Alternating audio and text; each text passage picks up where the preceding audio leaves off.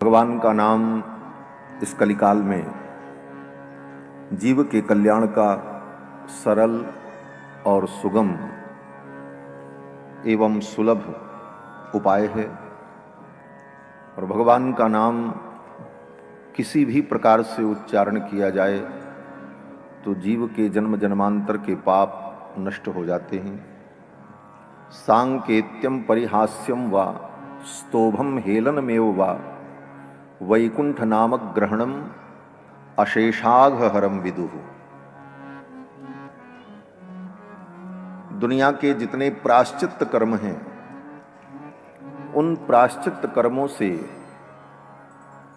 एक निश्चित पाप राशि का नाश होता है, लेकिन भगवान का नाम अशेषाघ हरम विदुः, अशेष कुछ बचेगा ही नहीं।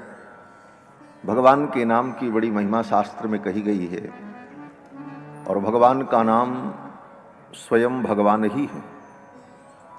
भगवान का नाम, भगवान का रूप, भगवान की लीला और भगवान का धाम, ये चतुष्टय सच्चिदानंद तत्व है। एतावता भगवान के मंगलमय नाम का श्रद्धा भाव से हम सभी लोग समुच्चारण कर लें।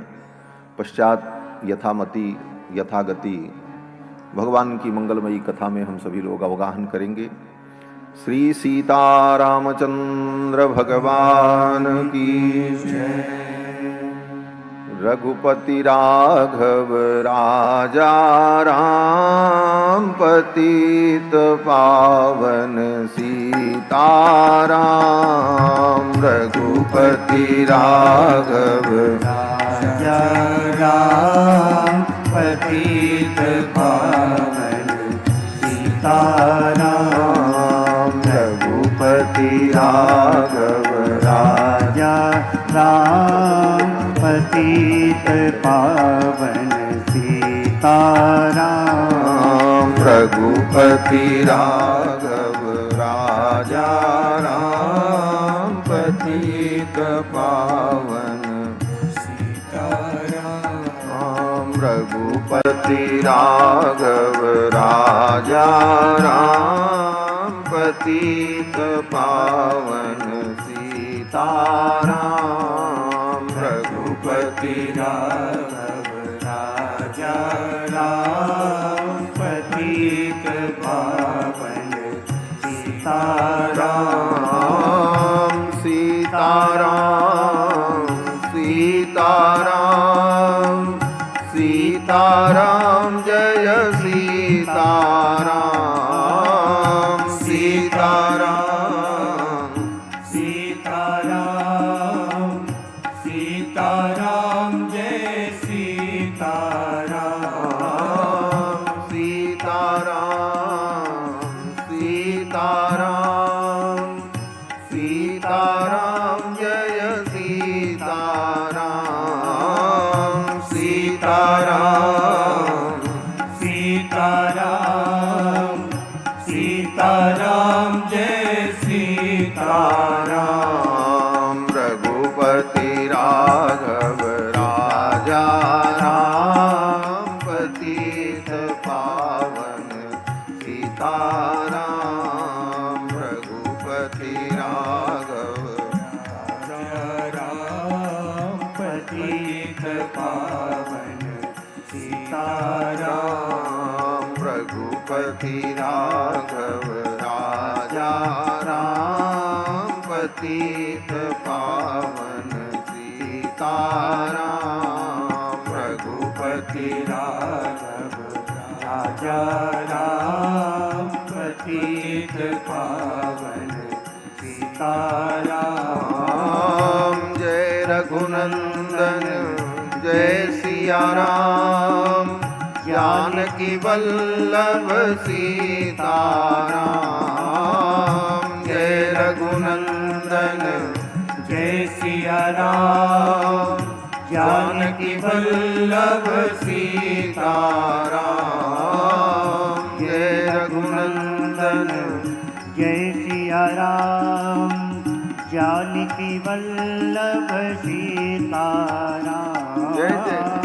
जय रघुनंदन जय सिया राम, वल्लभ सीताराम रघुपति राघव राजा राम पतित पावन सीताराम रघुपति राघव राजा राम पतित पावन सीताराम रघुपति राघव राजा राम पतित पावन सीताराम रघुपति राघव राजा राम पतित पावन सीताराम कौशल्या के प्यारे राम दशरथ राज दुलारे राम कौशल्या के प्यारे राम दशरथ राज दुलारे राम कौशल्या के प्यारे राम दशरथ राज दुलारे राम कौशल्या के प्यारे राम दशरथ राज दुलारे राम रघुपति राघव राजा राम पतित पावन सीताराम रघुपति राघव राजा राम पतित पावन सीताराम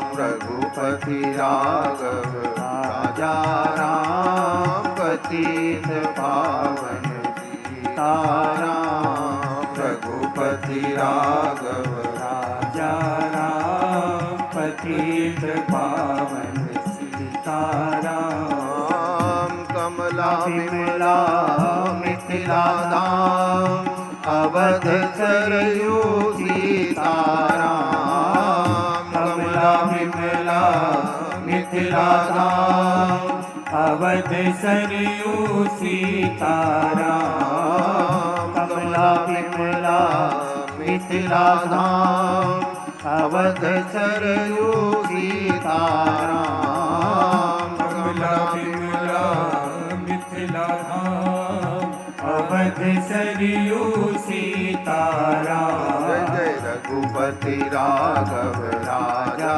राम पतित पावन सीताराम रघुपति राघव राजा राम पतित पावन सीताराम रघुपति राघव राजा राम पतित पावन सीताराम रघुपति राघव राजा राम पतित पावन सीताराम रघुपति राघव राजा राम पतित पावन सीताराम रघुपति राघव राजा राम पतित पावन सीताराम पतित पावन सीताराम पतित पावन सीताराम पतित पावन सीताराम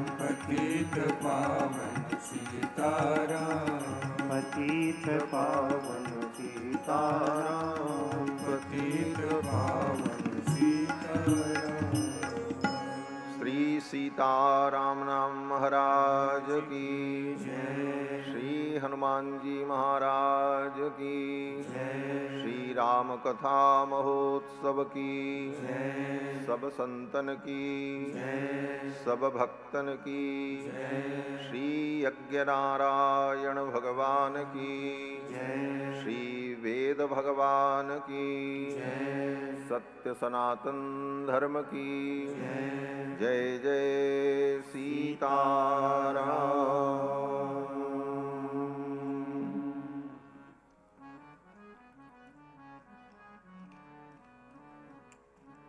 परमाध्यक्ष अनंत कोटि ब्रह्मांड नायक सौशील्य वात्सल्य आदि अनंत गुण गंभीर कौशल्यानंद वर्धन भगवान श्री रघुनंदन, जिनकी वांगमयी मूर्ति श्री रामायण के माध्यम से हम सभी लोग ज्ञान वैराग्य भक्ति प्रपत्ति की मंगलमयी चर्चा श्रवण कर रहे हैं। भगवान की कथा के सुरसिक श्रोता आंजनेय श्री हनुमंत लाल जी महाराज, जिनकी भावमयी उपस्थिति भगवान की कथा में सर्वदा सर्वत्र विद्यमान रहती है। अन्य श्रोताओं को तो आदर पूर्वक बुलाना पड़ता है, उनके लिए उचित आसन लगाना पड़ता है और उनके लिए उचित प्रदर्शन का व्यवहार भी करना पड़ता है, तब वो कथा सुनने आते हैं। और श्री हनुमान जी महाराज यत्र यत्र रघुनाथ कीर्तनम तत्र तत्र कृतमस्तकांजलि, कहीं भी रघुनाथ जी की कथा हो, श्री हनुमान जी महाराज मस्तक झुकाए विनम्र भाव से पधारते हैं और जहां कहीं उन्हें स्थान मिल जाए वहीं बैठकर वो कथा श्रवण करते। तत्र तत्र कृतमस्तकांजलिम वाष्पवारि परिपूर्ण लोचनम मारुतिम नमत राक्षसांतकम। और भगवान की कथा सुनकर के श्री हनुमान जी महाराज के आंखों से अश्रुपात होता है, भाव विभोर हो जाते हैं। भगवान की कथा तो वस्तुतः रोने के लिए ही है। कथा सुनकर हमारा हृदय द्रवीभूत हो जाए और आंखों से प्रेमाश्रु प्रकट हो, यही कथा सुनने का परम फल। स्वयं भगवान कहते हैं कि मम गुण गावत पुलक शरीरा गदगद गिरा नयन बहनीरा। मम गुण गावत पुलक शरीरा गदगद गिरा नयन बहनीरा। और भगवान कृष्ण भी कहते हैं कि वाग्गदगदा द्रवते यस्य चित्तम रुदत्यभीक्षणं हसति क्वचिच्च विलज्ज उद्गायति नृत्यते च मद्भक्ति युक्ता भुवनम पुनाति। भगवान श्री कृष्ण भी कहते हैं कि बाग गदगदा द्रवते यस्य चित्तम, मेरी कथा को सुन करके गा करके वाणी गदगद हो जाए। द्रवते यस्य चित्तम, जिसका चित्त इस कथा को सुनकर के द्रवीभूत हो जाए। रुदत्य भीक्षणम, और बार बार कथा सुनकर के उसको रोना आए। रुदत्य भीक्षणम, अभीक्षणम माने बार बार। हसति क्वचिच्च, हंसने का प्रसंग कभी कभी आए। आजकल लोग कहते हैं महाराज ऐसी कथा हो कि खूब हंसें, आनंद लें। कथा हंसने के लिए नहीं है, कथा तो रोने के लिए। बार बार कथा सुनकर के रोना आए, हम गंभीर हो जाएं, हमारे नेत्र सजल हो जाएं। बिलज्ज उद्गायत नृत्यते च, और भगवान की कथा सुनकर के हम भाव विभोर हों, यही कथा सुनने का परम फल है। श्री हनुमान जी महाराज इसी भाव से कथा श्रवण करने के लिए आते हैं। ऐसे परम रसिक श्रोता आंजनेय श्री हनुमंत लाल जी महाराज, जिनकी भावमयी उपस्थिति भगवान की कथा में सर्वदा सर्वत्र विद्यमान रहती। दूसरी बात, भगवान की कथा श्रवण करने के लिए ही श्री हनुमान जी महाराज इस धरती पर रुक गए। भगवान श्री रघुनंदन जब अपने समस्त परिकरों को लेकर वैकुंठ पधार रहे थे, लीला संवरण के पश्चात, तो भगवान ने हनुमान जी से कहा, हनुमान तैयारी करो, वैकुंठ चलना। हनुमान जी ने कहा, प्रभु वैकुंठ तो मैं चलूंगा, लेकिन एक बात आप बताओ, वैकुंठ में आपकी कथा किस समय होती है? तो भगवान ने कहा, हनुमान, वैकुंठ में कथा नहीं होती, वैकुंठ में तो हम होते हैं। तो बड़ी विनम्रता से हनुमान जी ने कहा, प्रभु फिर हमें वैकुंठ नहीं जाना है। अरे बोले, हनुमान मैं वहां रहूंगा और तुम चलने को तैयार नहीं, मुझसे प्रेम नहीं, मेरी कथा से प्रेम? हनुमान जी ने कहा, प्रभु मुझे आपसे भी प्रेम है और आपकी कथा से भी प्रेम है, और हमको दोनों चाहिए, आप भी मिलो और आपकी कथा भी मिले। वैकुंठ में आप मिलोगे लेकिन आपकी कथा नहीं मिलेगी, और इस धरती पर आपकी कथा मिलेगी और आपकी कथा मिलेगी तो आप भी मिलोगे, इसलिए मैं तो यहीं रहूंगा। और यही कह करके श्री हनुमान जी महाराज वैकुंठ नहीं गए। आज भी श्री हनुमान जी महाराज यही धरती पर दिव्य रूप से विराजमान हैं, भगवान के भक्तों की रक्षा करते रहते हैं। और जहां कहीं भी ठाकुर जी की कथा हो, यत्र यत्र रघुनाथ कीर्तनम तत्र तत्र कृतमस्तकांजलिम वाष्पवारि परिपूर्ण लोचनम मारुतिम नमत राक्षसांतकम। ऐसे श्री हनुमान जी महाराज के चरणों में बार बार वंदन प्रणाम निवेदन। परम श्रद्धेय ब्रह्मलीन अनंत श्री विभूषित स्वामी श्री महर्षि योगी जी महाराज, जिनकी दिव्य चेतना से, जिनके दिव्य संकल्प से ये बड़े बड़े धार्मिक प्रकल्प आज भी अनवरत गति से, अबाध गति से अपने उद्देश्य की ओर अग्रसर हो रहे हैं। पूज्य महाराज श्री का जो संकल्प वैदिक संस्कृति का और धर्म का जन जन तक प्रचार हो, यही जीव के कल्याण का सर्वोत्तम मार्ग है। क्योंकि धर्म से ही व्यक्ति को सुख, शांति, समृद्धि, ऐश्वर्य, आरोग्य सब कुछ प्राप्त होता है। कल की कथा में मैंने निवेदन किया था, पाप से ही सारे दुख होते हैं और धर्म से ही सारा सुख होता है। अगर संपूर्ण संसार को सुखी और आनंदित करना है तो इसका यही उपाय है कि लोग धर्म के पथ पर चले, न्याय के पथ पर चले, नीति के पथ पर चले। और न्याय, नीति, धर्म के पथ पर चलने पर ही मानव समाज को, और मानव समाज ही नहीं संपूर्ण प्रकृति को, संपूर्ण सृष्टि को परम आनंद और परम शांति की प्राप्ति होगी। और इसी के लिए ऋषि मुनि महात्माओं ने सदा प्रयत्न किया, और उसी प्रयत्न में इस घोर कलिकाल में श्री महर्षि जी ने अपने जीवन की संपूर्ण ऊर्जा और तपस्या साधना इस पवित्र कार्य में लगाई। ऐसे पूज्य महाराज श्री के इस पवित्र प्रांगण में विराजमान होकर हम सभी लोग भगवान श्री राम की मंगलमयी चर्चा श्रवण कर रहे हैं। इस संपूर्ण संस्थान के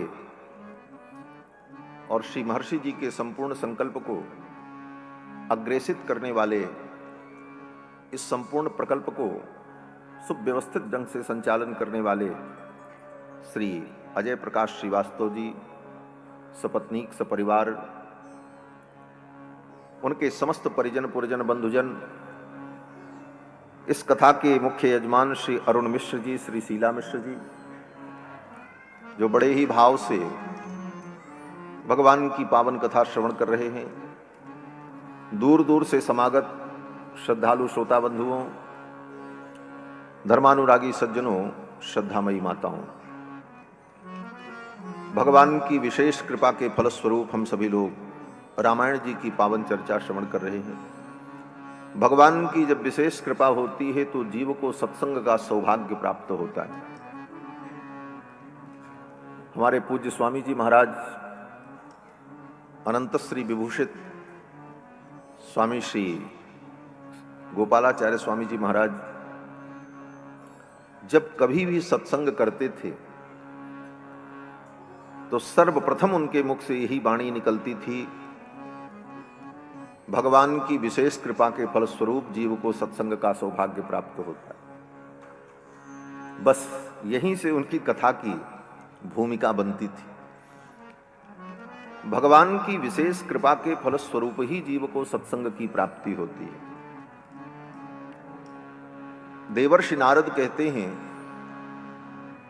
कि भाग्योदयेन बहुजन्म समर्जितेन सत्संगमं च लभते पुरुषो यदा वै अज्ञान हेतु कृत मोह मदांधकार नाशम विधाय ही तदोदयते विवेक। जब जीव का भाग्योदय होता है, अनेक जन्मों के पुण्य प्रकट होते हैं, तब सत्संगमं च लभते, तब उसे सत्संग की प्राप्ति होती है। और सत्संग में आकर अज्ञान हेतु कृत मोह मदांधकार, अज्ञान का हेतु जो मोह है, उस मोह का विनाश होता है और विवेक की उत्पत्ति होती है। तदोदयते विवेकः, मोह के नाश होने पर ही विवेक की उत्पत्ति होती है। ये क्रम है। जीव का भाग्योदय, भगवान की कृपा, सत्संग की प्राप्ति, मोह का नाश और फिर विवेक की उत्पत्ति। इन्हीं बातों को गोस्वामी तुलसीदास जी ने अपने शब्दों में कहा कि बिनु सत्संग न हरि कथा, तेहि बिनु मोह न भाग, मोह गए बिनु राम पद हो ही न दृढ़ अनुराग। जब तक मोह का नाश नहीं होगा, तब तक राम जी के चरणों में दृढ़ अनुराग नहीं होगा। इसलिए भगवान की विशेष कृपा का फल यही होता है कि जीव को सत्संग की प्राप्ति होती है। रामायण में दोनों बातें गोस्वामी तुलसीदास जी ने कही। एक जगह पर गोस्वामी जी ने कहा, पुण्य पुंज बिनु मिलहि न संता, सत्संगति संस्कृति कर अंता। जीव का जब पुण्य प्रकट होता है, तब उसे सत्संग की प्राप्ति होती है। और फिर एक जगह पर कहा कि बिनु हरि कृपा मिलहि नहीं संता, बिना भगवान की कृपा के सत्संग नहीं मिलता। तो संतों ने कहा, दोनों में कौन सी बात मानी जाए? सत्संग मिला तो ये पुण्य से मिला कि भगवान की कृपा से मिला, इसका निर्णय कैसे हो? तो संतों ने कहा, देखो, तुम्हारे प्रयत्न से, तुम्हारे प्रयास से तुम स्वयं चलकर संतों के चरणों तक जाओ और तुम्हें सत्संग मिले, तो ये तुम्हारा पुण्य है। तुम्हारा पुण्य प्रकट हुआ, ऐसी सद्बुद्धि आई और भगवान के चरणों तक आप पहुंचे, तो ये पुण्य का फल है। और आपने प्रयास नहीं किया, आप चल करके गए नहीं, संत ही कृपा करके चल करके आपके पास आ गए और आपको सत्संग की प्राप्ति हो गई, ये भगवान की कृपा का फल है। बिनु हरि कृपा मिले ही नहीं संता। और सत्संग में आकर भगवान के स्वरूप को, भगवान के स्वभाव को, भगवान की महिमा को जीव जानता है। जब तक हम किसी वस्तु के विषय में जानते नहीं, तब तक उस वस्तु से न हमें प्रेम होता है और न द्वेष होता है। किसी वस्तु से द्वेष और प्रेम तभी होता है जब हम उसके विषय में जानते हैं। तो भगवान से हमें प्रेम हो, ये तभी संभव है जब भगवान को हम पहले जाने कि भगवान है कौन, उनकी विशेषता क्या है। जाने बिनु न होई परतीति, बिनु परतीति हो ही नहीं प्रीति, प्रीति बिना नहीं भगत दृढ़ाई, जिम खगेश जल के चिकनाई। बिना जाने भगवान के विषय में भी प्रीति नहीं हो सकती। तो जानने का तरीका क्या है? बोले, जानने का तरीका यही है कि भगवान के विषय में सुनने का अभ्यास करो। श्रोतव्यो, वेद ने इसीलिए कहा श्रोतव्यो। मंतव्यो, फिर सुनने के बाद उसका मनन करो। और फिर वेद ने कहा निदिध्यासितव्यः, उसका निदिध्यासन करो, उसे हृदय से स्वीकार कर लो और तदनुरूप व्यवहार करने लग जाओ। तो इस प्रकार से भगवत कृपा के फलस्वरूप सत्संग की प्राप्ति होने पर जीव भगवद अनुगत होकर कल्याण के पथ का पथिक बन जाता है। हम सभी सौभाग्यशाली हैं कि श्री रामायण के माध्यम से भगवान की मंगलमयी चर्चा श्रवण कर रहे हैं। ये रामायण काव्य समस्त काव्यों का बीज है। काव्य बीजम सनातनम, ये सनातन काव्य बीज है। श्री वेदव्यास जी महाराज जिन्होंने 18 पुराण और महाभारत की रचना की, उन वेदव्यास जी को ब्रह्मा जी ने कहा कि तुम वाल्मीकि महर्षि की रामायण का अनुष्ठान करो और उसे पढ़ो। रामायण के पढ़ने पर तुम्हारे अंदर कवित्व शक्ति जागृत होगी और तब पुराणों की रचना और महाभारत की रचना जैसा महनीय कार्य तुम्हारे द्वारा होगा। और वेदव्यास जी ने श्री रामायण का कई बार अनुष्ठान अनुसंधान किया, तब उनके अंदर यह योग्यता प्रकट हुई कि उन्होंने 18 पुराण और महाभारत की रचना की। ब्रह्मा जी कहते हैं कि पठ रामायणम व्यास काव्य बीजम सनातनम। काव्य बीजम सनातनम, जो सनातन काव्य बीज है इस रामायण को हे व्यास तुम पढ़ो। यत्र रामचरितम स्यात्, जिसमें रामचरित्र है, राम जी का पावन वृत्तांत है। और फिर वेदव्यास जी ने इसे पढ़ करके वह योग्यता प्राप्त की कि उन्होंने 18 पुराण और महाभारत की रचना की। ये हमारी भारतीय संस्कृति का एक अपूर्व ग्रंथ रामायण महाकाव्य है, जिसमें संपूर्ण विद्याएं निहित हैं। संपूर्ण वेद स्रोत विद्या का मूल इसमें निहित है। जब दशरथ जी के अश्वमेध यज्ञ का प्रसंग आता है तो उस अश्वमेध यज्ञ में वैदिक स्रोत सूत्रों के कर्मों का संकेत करते हुए वेद और वेद के अंग कल्पादि का वर्णन। किष्किंधा कांड में श्री हनुमान जी का भगवान से जब मिलन होता है तो वहां पर वेद का मुख जो व्याकरण है, उस व्याकरण का अनुसंधान। जब वन्य प्रांत का वर्णन होता है तो वहां पर संपूर्ण प्रकृति का और साहित्य का विलक्षण वर्णन। लक्ष्मण जी को शक्ति लगती है तो संजीवनी बूटी का वर्णन, संधिनी बूटी का वर्णन, अनेक प्रकार की जो औषधियों का वर्णन है वह आयुर्वेद का मूल। इस प्रकार से संपूर्ण वेद के मूल सिद्धांत का श्रीमद् वाल्मीकि रामायण में पल्लवन, पुष्पण एवं विस्तार महर्षि वाल्मीकि ने किया है।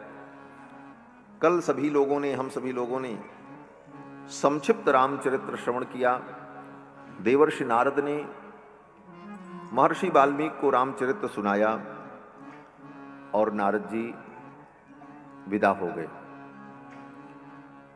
नारद जी के चले जाने के बाद महर्षि वाल्मीकि ने अपने शिष्य भरद्वाज जी से कहा, चलो चलो तमसा के तट पर चलकर स्नान करते हैं और मध्याह्न संध्या वंदन करते हैं।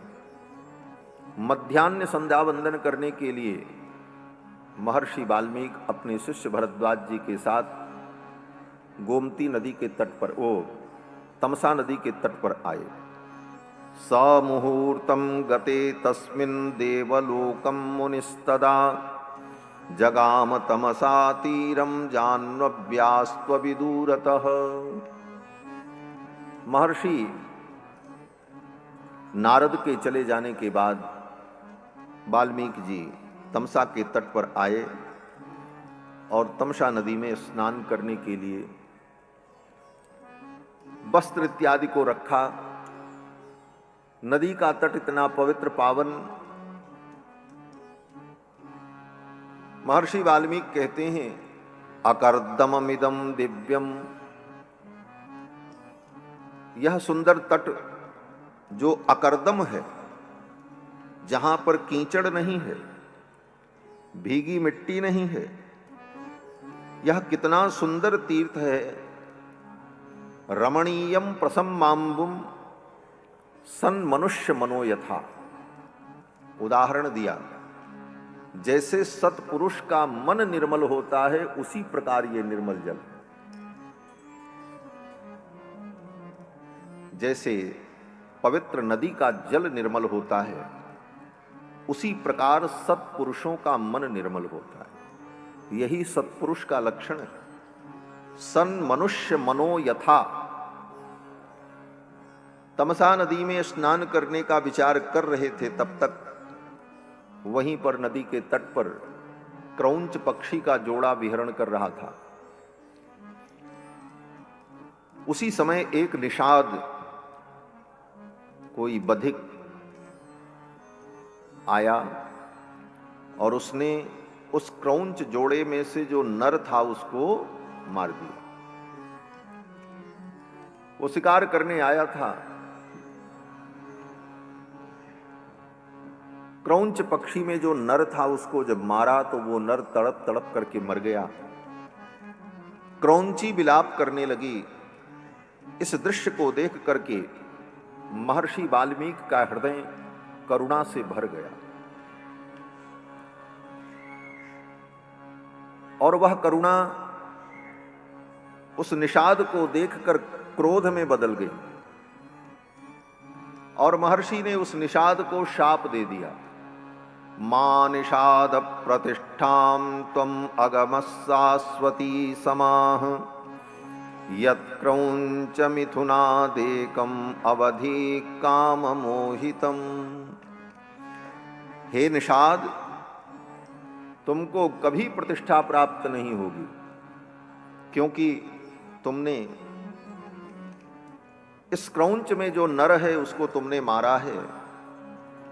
यत् क्रौंच मिथुनाद एकम अवधि काम मोहितम, इस काम मोहित इस प्राणी को तुमने मारा, तुम्हें कभी शांति की प्राप्ति नहीं होगी, प्रतिष्ठा की प्राप्ति नहीं होगी। ये शाप महर्षि वाल्मीकि ने उस निषाद को दिया। ये शाप जो महर्षि वाल्मीकि के मुख से निकला, ये गद्य में नहीं था, ये पद्य में था। क्रोध में कोई व्यक्ति कुछ बोलता है तो गद्य में ही बोलता है, पद्य में नहीं बोल सकता। आपको क्रोध आए और आप किसी को डांटो फटकारो तो गाना गा करके, गीत गा करके, कविता पढ़ के थोड़ी फटकार सकते। उस समय कविता, गीत, गाना, संगीत ये नहीं आएगा। सहज गद्य में ही बात निकलेगी और वह भी शब्दों का संयोजन बहुत अच्छा हो, कोई जरूरी नहीं, क्योंकि क्रोध के वेग के कारण तो उस समय मुख से पता नहीं क्या क्या निकल जाता है। लेकिन महर्षि वाल्मीकि ने उस निषाद को शाप दिया तो पद्य में, अनुष्टुप छंद में 32 अक्षर का यह श्लोक, यह पंक्ति वाल्मीकि के मुख से प्रकट हुई। मां निषाद प्रतिष्ठां त्वं अगमस्सास्वती समाह यत्क्रौंच मिथुनादेकम अवधि काम मोहितम। यह श्लोक वाल्मीकि के मुख से उस निषाद के लिए शाप के रूप में प्रकट हुआ और यही विश्व की प्रथम कविता है। जो वाल्मीकि के मुख से प्रकट हुई, ये विश्व की प्रथम कविता है। इसका बड़ा महत्व है। विद्वानों ने, आचार्यों ने, महापुरुषों ने अनुभव किया है कि कोई व्यक्ति इस श्लोक का 10 लाख जप अगर कर डाले तो मूर्ख से मूर्ख प्राणी हो उसके अंदर भी कवित्व शक्ति जागृत हो जाएगी, क्योंकि महर्षि वाल्मीकि की मुख से निकली हुई प्रथम कविता ये है, विश्व की कविता है। इसके अनुष्ठान का विधान है। यद्यपि ये शाप है, लेकिन आदि कवि के मुख से निकली पहली कविता है विश्व की, इसलिए इसका इतना महत्व है कि इसके जप और अनुष्ठान से व्यक्ति के अंदर कवित्व शक्ति जागृत हो जाती है। महर्षि वाल्मीकि ने शाप दे दिया, जाओ तुम्हें कभी प्रतिष्ठा प्राप्त नहीं हो। एक बात और प्रसंग में कहते चले कि किसी विद्वान ने प्रश्न किया कि काव्य की रचना तो लोक के मंगल के लिए होती है। काव्य प्रकाश जो ग्रंथ है आचार्य मम्मट का, आचार्य मम्मट काव्य के बहुत बड़े विद्वान हुए। आचार्य मम्मट अपने काव्य प्रकाश ग्रंथ में काव्य के प्रयोजन का जब वर्णन करते हैं तो कहते हैं काव्यम यशसे अर्थकिते शिवेतर क्षतये व्यवहार विदे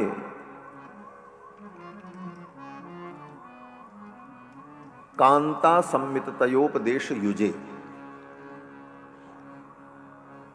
काव्य के इतने प्रयोजन आचार्य मम्मट ने कहे।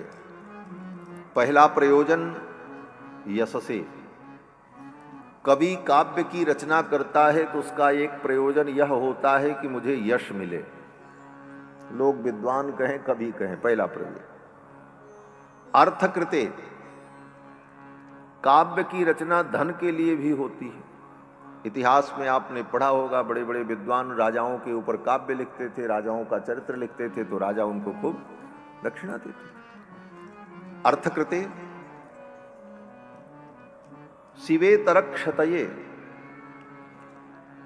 अमंगल के नाश के लिए भी काव्य की रचना होती है। हमारे जीवन में कोई अमंगल हो तो हम पवित्र मंगलमय काव्य की रचना करें तो वह अमंगल नष्ट हो जाता है। पाप के नाश के लिए भी काव्य की रचना होती है और इसका उदाहरण महाकवि कालिदास हैं। महाकवि कालिदास ने भगवान शंकर के और पार्वती के प्रणय का जो वर्णन किया कुमार संभवम काव्य में, तो पार्वती जी रुष्ट हो गई और पार्वती जी ने शाप दे दिया कुष्ठ रोग हो जाए। कहते हैं कवि कालिदास को कुष्ठ रोग हो गया क्योंकि उस काव्य में भगवान शंकर और भगवती पार्वती के मिलन का, प्रणय लीला का ऐसा वर्णन महर्षि कालिदास जी ने किया कि पार्वती जी को अनुचित लगा और कहते हैं कि उन्होंने शाप दे दिया। कालिदास जी को जब कुष्ठ रोग हो गया तो अब ये रोग की निवृत्ति कैसे हो? तो विद्वानों ने, संतों ने कहा कि भगवान रघुनंदन के चरित्र का वर्णन करो, तब उस पुण्य से तुम्हारा यह अमंगल दूर हो जाए। तब कवि कालिदास जी ने भगवान राम का चरित्र रघुवंश महाकाव्य 19 सर्गों में वर्णन किया और जब रघुवंश महाकाव्य की रचना की तो महर्षि को कवि कालिदास का जो रोग था वो रोग ठीक हो गया। तो अमंगल के नाश के लिए भी काव्य की रचना होती है। यश के लिए, अर्थ के लिए, अमंगल नाश के लिए। व्यवहार विदे, संसार के व्यवहार का ज्ञान लोगों को हो, मानव जीवन हम कैसे जिए इस व्यवहार की शिक्षा के लिए भी काव्य की रचना होती है। काव्य का यह भी प्रयोजन है। और एक प्रयोजन यह भी है, कांता सम्मित तयोपदेश युजे। कांता सम्मित उपदेश देने के लिए काव्य की रचना होती है। उपदेश 3 प्रकार का होता है, प्रभु सम्मित उपदेश, मित्र सम्मित उपदेश और कांता सम्मित उपदेश। प्रभु सम्मित उपदेश में आज्ञा होती है, जैसे वेद, वेद प्रभु सम्मित उपदेश है। वेद कहता है सत्यम वद, सत्य बोलो, कोई चापलूसी नहीं, कोई आपके लिए रियायत नहीं, और ना आपके लिए कोई अलग से कोई सुविधा। वेद भगवान कहते हैं सत्यम वद, सत्य बोलना चाहिए। तो प्रभु की आज्ञा है, ये प्रभु सम्मित उपदेश इसको कहा जाता है। तो वेद जो कहता है वो प्रभु सम्मित उपदेश है। और पुराणों में जो कथाएं हैं, पुराणों के माध्यम से जो उपदेश है वो क्या है? बोले वो मित्र सम्मित उपदेश है। जैसे मित्र अपने मित्र को